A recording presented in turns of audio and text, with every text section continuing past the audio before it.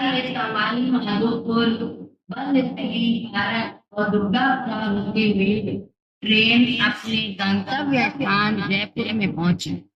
महात्मा जी के साथ कुछ प्रेमी भगत हाथ में गुलदस्ते और हार लिए हुए स्वागत हेतु खड़े थे। आपने सब और निहारते हुए गुरुमुखों की कुशलात पूछी। सबने नतमस्तक हो अपने अपने पुष्प वहार अर्पित किए। प्लेटफार्म से बाहर निकलते ही आप एक कार में विराजमान हुए और अन्य 4-5 कारें साथ साथ चलती हुई अपने भाग्यों पर टिक रही थी। श्री सदगुरुदेव जी महाराज के स्वागत हेतु गली से टिटिया तक सुंदर झालरों से सजावट की गई। दोनों ओर गोपियां बनी हुई छोटी छोटी लड़कियां सिर पर कलश उठाए खड़ी थी। उनके पीछे ग्वाले राजस्थानी वेशभूषा में स्वागत के मधुर मधुर गीत गा रहे थे।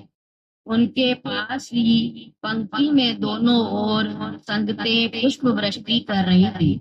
उन छोटे बच्चों के हाव भाव को देख श्री प्रभु जी मुस्कुरा रहे थे। पहले गोपियों ने मधुर स्वर में पूछा, हमें पहचानते हो कृष्ण? हम द्वापर के बाद अभी तक आपके इंतजार में थे। ग्वालों ने कहा, हम भी तो साथी हैं।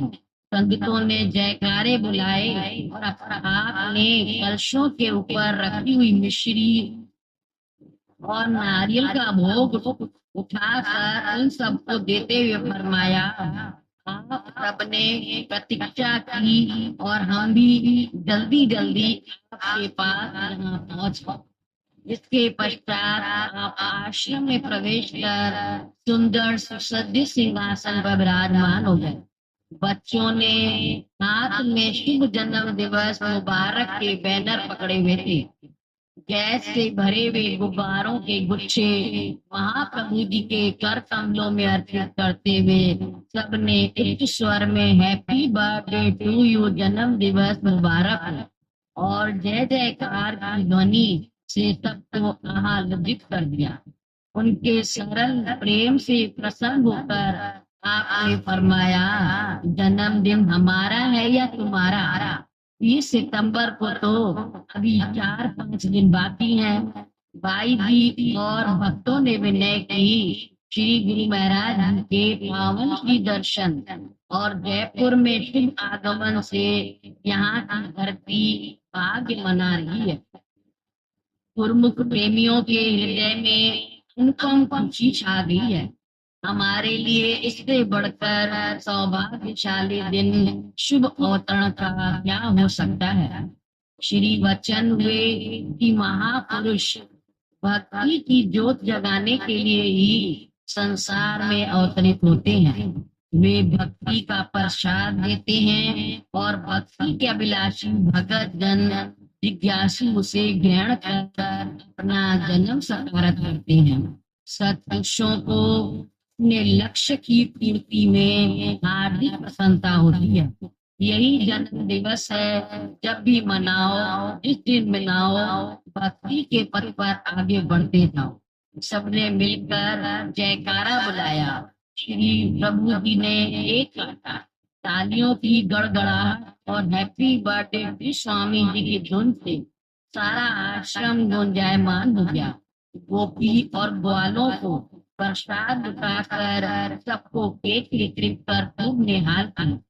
4:30 बजे श्री दर्शन खुले। वहाँ एकत्रित संगतें शीघ्र ही आपके पास पहुँचने को अधीर हो रही थी।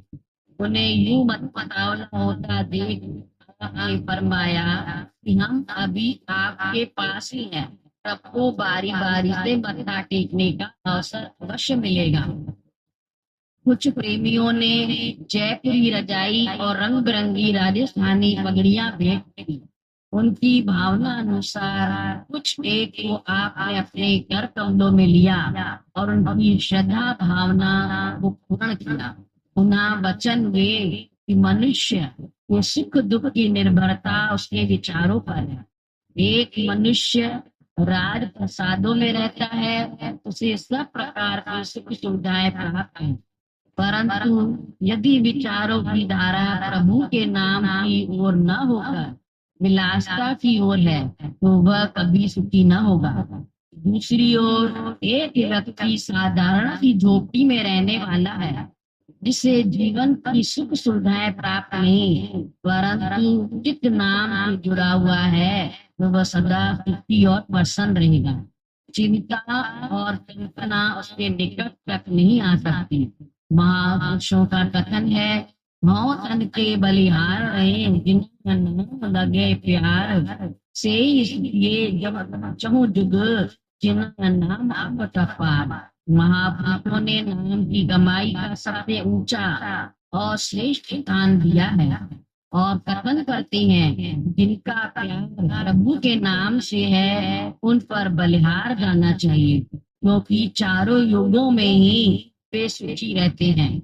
जिन्होंने नाम का धन एकत्रित किया है और जिनके पास सच्ची पूंजी है। बोल जय बोल मेरे श्री गुरु महाराज की जय। देखिए कुदरती वचन भी वही गोपियों और ग्वालों वाले निकले। गुरु महाराज जी जयपुर पहुंचे, इस तरह छोटे बच्चों ने ग्वाल वाल बन करके उनका स्वागत किया। फिर छोटी लड़कियों ने भी किस तरह, देखिए गुरु महाराज जी से पूछा, कृष्ण हमें पहचानते हो, हम भी वही गोपियां हैं। तो ग्वालों ने भी पीछे से आवाज दी कि हमें भी जो पहचानो, हम भी वही आपके पास खड़े हैं। गुरुमुखों, ये तो स्वामी और सेवक का नाता युगों युगों से चलता आया है। कहा न वचनों फरमाया न गुरु महाराज जी ने, जिसने भी ज्ञान गुरु से प्यार किया, भगवान से प्यार किया, उसी का जीवन सच्चा है। और जो संसार में रहकर संसार में प्यार करके विलासता में प्यार करेगा, उसका जीवन जो है कभी सुखी नहीं होगा। तो प्यार किसमें है? वो है सतगुरु के। नम्रता गरीबी सब प्यार उसी के अंदर समाई हुई है। जब तक हमें संसार में जुड़े रहेंगे, तो हमारे अंदर वो सतगुरु का प्यार जगेगा नहीं। गुरु महाराज जी ने ये तो नहीं हम लोग से कहा कि आप संसार में अपने फर्जों को बनना करो, जो आपको फर्ज मिले हैं उन फर्ज को निभाओ, पर अपने चित्त की जो तार है अपने सद्गुरु के चरणों से जोड़ के रखे। इसकी चित्त की तार नाम से जुड़ी होगी तो वरदान दिया ना, वो हमेशा सुख और प्रसन्न रहेगा। उसके आगे दुख कभी भी आएगा नहीं। तो उससे बढ़कर और हमें क्या चाहिए? को महापुरुष जो वरदान दे दे, उस वरदान को हम लोग अपनी झोली में ले खुशी से, कितने भाग्यशाली हैं हम। केवल भक्ति का धन जो देने के लिए वो हमको आए हैं, हम उनसे भक्ति का धन ही मांगे और कुछ नहीं मांगे। गुरु एक बार आनंदपुर में पंचम पातशाह गुरु महाराज सिंहासन पर विराजमान, एक भक्त्याणी आई, उसको औलाद नहीं थी। वो बार बार गुरु महाराज जी से यही कह रही थी, हमको औलाद के लिए, मतलब हमको चाहिए। तुमने सुन रखा था, कह रही थी कि जब से हमने सुना है जो गुरु महाराज जी से मांगो वो देते हैं। वो बार बार इशारा वही औलाद के लिए करे, लेकिन गुरु महाराज जी कोई जवाब नहीं दे रहे थे, चुप थे। बार बार वही इशारा करे, महात्मा जी की तरफ भी करे, लेकिन वो चुप थे।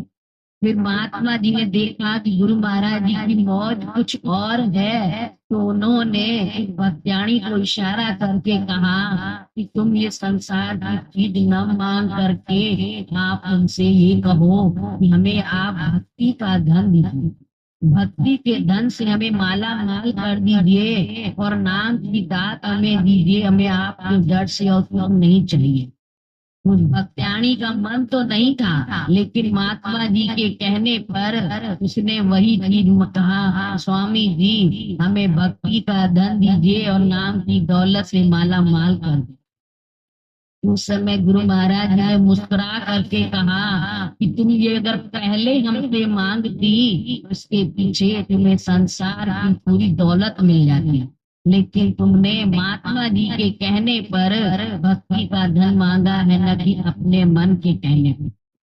लेकिन तुमने अर्जी की है तो हम तो तुम्हें भक्ति के धन से माला माल मान, भक्ति का धन भी दिया, प्रसाद भी दिया, संसार की सब खुशियां भी दी। तो गुरुमुखों, हम लोग को गुरु महाराज जी ने एक इशारे में वचन फरमा दिए सबको कि आप पहले भक्ति तो मांगो। जो सुखों की खान है, संत महापुरुष तो हमें सुख देना चाहते हैं, वो दुख में नहीं ढकेलना चाहते।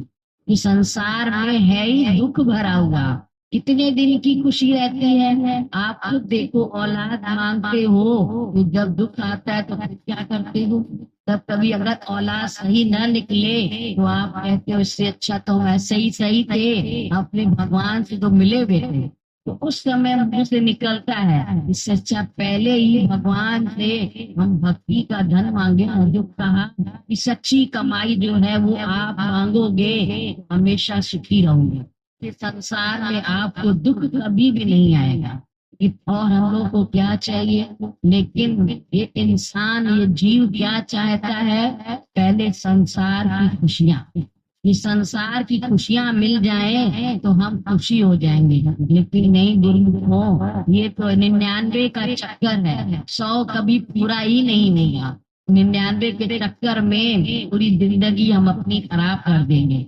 और भक्ति का अगर दान मांगा तो 99 का चक्कर पहले खत्म हो जाएगा, पूरा 100 का 100 हमें कुछ मिल जाएगा। और हमें क्या चाहिए, गुरु महाराज जी खुद कहते हैं, वचन फरमाते हैं कि सेवक के दोनों हाथों में लड्डू, सेवक केवल जी जान से एक एक अपने गुरु की सेवा में लगा रहा, अपने भगवान का भजन करे, उनके वचन के अनुसार कर्म करेगा तो वो तो हमेशा ही संसार में भी सुखी रहेगा, तो परलोक में जाएगा तो वहां पर भी खुश रहेगा। तो और हमें गुरुमुख को क्या चाहिए, लेकिन हम लोग मानते नहीं हैं। वो वचन इनमें गुरु महाराज जी हमें दे रहे हैं तो हमेशा चेतावनी तो कर रहे हैं कि आप हमेशा चेते रहिए कि संसार में सुख का कहीं पर भी नाम नहीं है।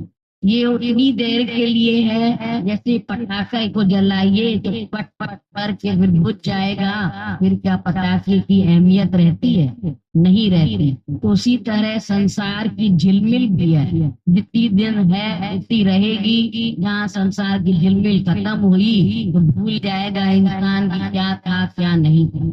गुरुमुखों, फिर ऐसे संसार से चित्त लगाने में कोई भी फायदा नहीं है। जो गुरु महाराज जी ने वचन फरमा दिए कि महापुरुषों ने नाम की कमाई को सबसे ऊंचा और श्रेष्ठ स्थान दिया है, तो हमको उनके प्रभु के प्यार के नाम पर हमेशा बलिहार जाना चाहिए। और गुरु महाराज का भी बलिहार जाना चाहिए, अपना बल पूरा गुरु महाराज पर वार देना चाहिए। संसार न वार के गुरु महाराज जी के बने रहे। और जो गुरु महाराज जी ने हमें वचन दिए हैं उन वचनों की पालना करेंगे तो हमेशा कहाँ न सुखी रहेंगे। जो नित्य नियम हमें 5 मिले हैं करने के लिए, 2 घंटे का भजन अभ्यास, तो गुरु महाराज जी ने वरदान दिया जो ये नियम निभाएगा उसके पास कभी दुख आएगा ही नहीं, हमेशा खुशियों से उसकी झोलियां भरी रहेंगी। गुरुमुखों, खुशियों से झोलियां भर करके और गुरु महाराज जी के प्यारा प्यारा आशीर्वाद अपनी झोली में ले करके हमेशा आनंद में रहे, यहाँ पर भी सुखी रहे तो अपना परलोक भी सुहेला करें। बोल